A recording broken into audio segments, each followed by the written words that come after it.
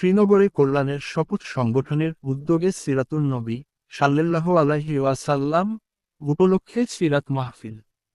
আলিফ হোসেনের পাঠানো প্রতিবেদনে মুন্সিগঞ্জের শ্রীনগর উপজেলার রারিখাল ইউনিয়নের দাংলা এলাকায় কল্যাণের শপথ সংগঠনের উদ্যোগে সিরাতুন নবী সাল্লাল্লাহু আলাইহি ওয়াসাল্লাম উপলক্ষে সিরাত মাহফিল অনুষ্ঠিত হয়েছে।